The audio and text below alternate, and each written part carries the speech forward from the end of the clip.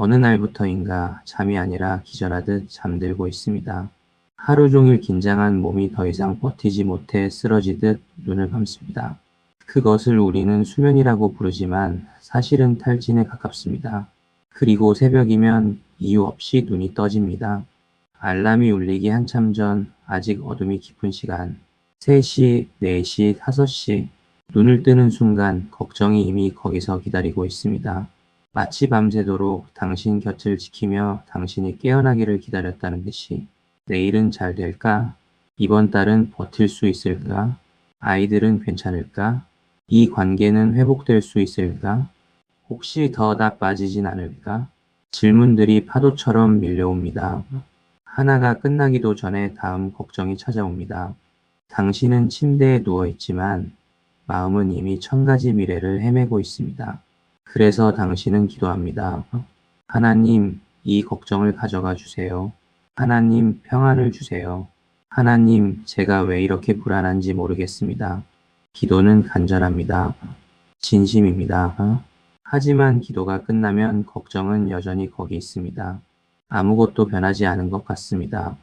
가슴은 여전히 답답하고, 머릿속은 여전히 복잡하고, 미래는 여전히 불확실합니다. 그래서 우리는 생각합니다. 내 믿음이 부족한가? 왜 나는 이렇게 약할까? 다른 사람들은 평안해 보이는데 왜 나만 이렇게 불안할까? 그리고 우리는 불안한 것에 대해 또다시 불안해합니다. 걱정하는 것에 대해 또다시 걱정합니다.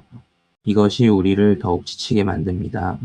하지만 오늘 제가 여러분께 전하고 싶은 메시지가 있습니다. 성경은 불안을 꾸짖지 않습니다. 성경은 불안을 치료합니다. 빌립보서 4장 6절에서 7절 사도 바울은 이렇게 말합니다. 아무것도 염려하지 말고 다만 모든 일에 기도와 간구로 너희 구할 것을 감사함으로 하나님께 아뢰라. 그리하면 모든 지각에 뛰어난 하나님의 평강이 그리스도 예수 안에서 너희 마음과 생각을 지키시리라. 많은 사람들이 이 구절을 읽으면서 첫 문장에만 집중합니다. 아무것도 염려하지 말라. 그래서 이것을 명령으로 받아들입니다. 걱정하지 말라는 명령, 불안해하지 말라는 명령. 하지만 이 구절은 명령이 아닙니다. 이것은 초대입니다. 아니, 더 정확히 말하면 이것은 걱정에서 벗어나는 방법입니다. 처방전입니다. 염려하지 말라는 말 뒤에 바로 대신 이렇게 하라가 따라옵니다. 단순히 걱정을 멈추라는 것이 아니라 걱정을 어떻게 다뤄야 하는지 알려주는 것입니다. 먼저 성경에서 말하는 염려가 무엇인지 이해해야 합니다. 헬라어로 염려는 메림나에미아라 예멘헤이입니다. 이 단어는 메리조에미아라이지오라는 동사에서 왔는데 이것은 나누다, 분리하다는 뜻입니다. 즉, 염려는 마음이 나뉘는 상태입니다. 지금 여기 있으면서 마음은 이미 내일로 가 있는 상태. 이 사람과 대화하면서 마음은 이미 다른 걱정으로 가 있는 상태. 이 일을 하면서 마음은 이미 아직 일어나지 않은 일로 가 있는 상태. 염려는 현재를 훔쳐갑니다. 당신은 아이와 함께 있지만 염려는 당신의 마음을 일터로 끌고 갑니다. 당신은 교회에 앉아 있지만 염려는 당신의 마음을 병원 진료실로 끌고 갑니다. 당신은 식탁에 앉아 있지만 염려는 당신의 마음을 통장 잔고로 끌고 갑니다. 그래서 염려는 지금의 은혜를, 지금의 평안을, 지금의 기쁨을 조용히 빼앗아 갑니다. 당신은 아무것도 누리지 못합니다. 왜냐하면 당신은 지금 여기에 없으니까요. 예수님도 이렇게 말씀하셨습니다. 그러므로 내일 일을 위하여 염려하지 말라. 내일 일은 내일이 염려할 것이요. 한날의 괴로움은 그날로 족하니라. 이것은 무책임하게 살라는 뜻이 아닙니다. 이것은 현재에 머물라는 뜻입니다. 오늘 주어진 일에 집중하라는 뜻입니다. 아직 오지 않은 내일의 짐을 오늘 짊어지지 말라는 뜻입니다. 아무것도 염려하지 말라. 이 말씀에서 아무것도라는 단어가 중요합니다. 헬라어로 메데네미디엔인데 이것은 문자 그대로 하나도 아닌 것, 전혀 아닌 것을 의미합니다. 큰 걱정만이 아닙니다. 작은 걱정도 아닙니다. 전부입니다. 이것은 하나님께 말씀드려도 되는데 이것은 너무 작아서 기도하기 민망해. 이것은 중요하니까 기도하지만 이것은 내가 알아서 해결해야지. 이런 구분이 없습니다. 전부 가져오라는 것입니다. 왜일까요? 이것이 부담일까요? 아닙니다. 이것은 사랑입니다. 하나님은 당신의 아버지입니다. 아버지는 자녀가 큰 문제만 가져오길 원하지 않습니다. 아버지는 자녀의 모든 것을 듣고 싶어 합니다. 아이가 학교에서 친구와 싸웠다고 울면서 달려올 때 아버지는 그런 작은 일로 나한테 오지 말라고 말하지 않습니다. 아버지는 아이를 안아주고 이야기를 듣고 위로합니다. 하나님도 마찬가지입니다. 통장 잔고 걱정 가져오십시오. 자녀 진로 걱정 가져오십시오. 건강 걱정 가져오십시오. 관계 걱정 가져오십시오. 미래에 대한 막연한 불안 그것도 가져오십시오. 하나님은 우리가 감당할 수 없는 것만 가져오라고 하지 않으십니다. 감당할 수 있어 보이는 것까지 모두 가져오라고 하십니다. 왜냐하면 하나님은 아십니다. 작은 걱정도 쌓이면 무거워진다는 것을, 감당할 수 있어 보이는 걱정도 혼자 짊어지면 결국 무너진다는 것을. 그래서 아무것도 염려하지 말라는 말씀은 부담이 아니라 초대입니다. 은혜입니다. 너의 모든 짐을 내게 가져와.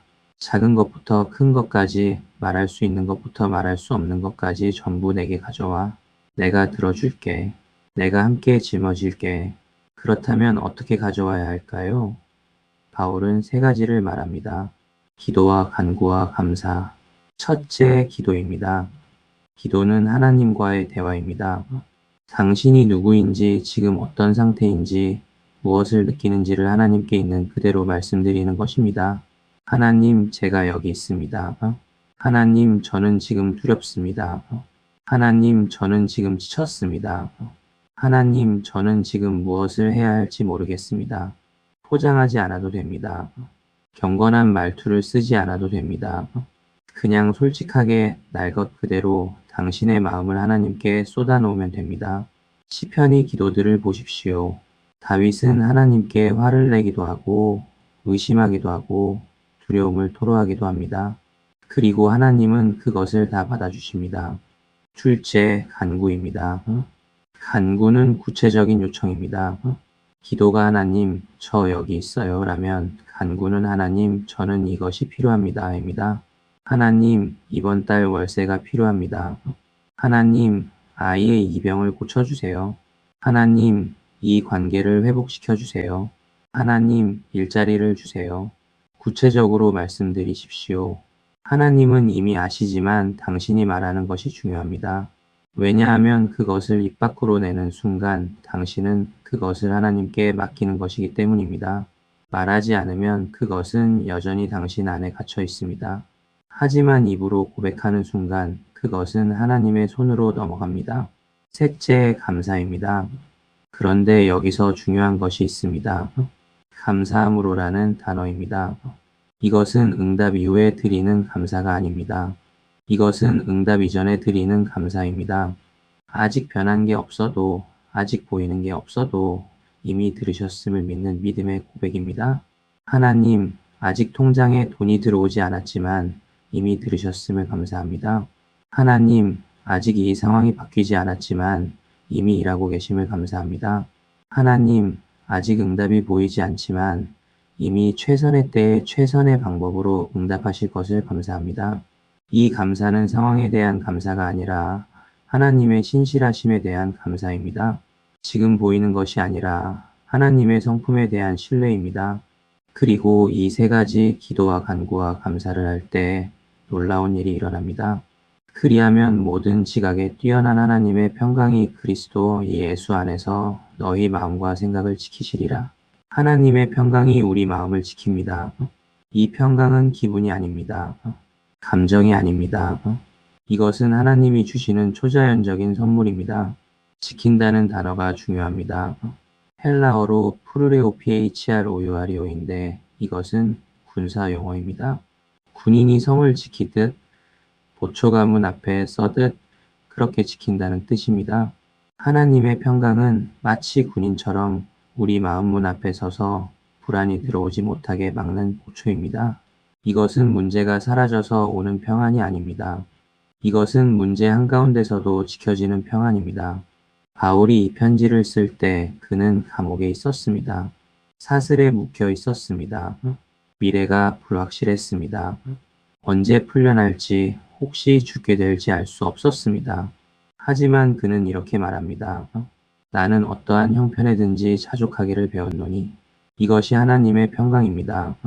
상황이 바뀌어서가 아니라 상황 안에서 하나님이 함께 하심을 알기에 누리는 평안입니다. 불안은 사라지는 것이 아니라 통제됩니다.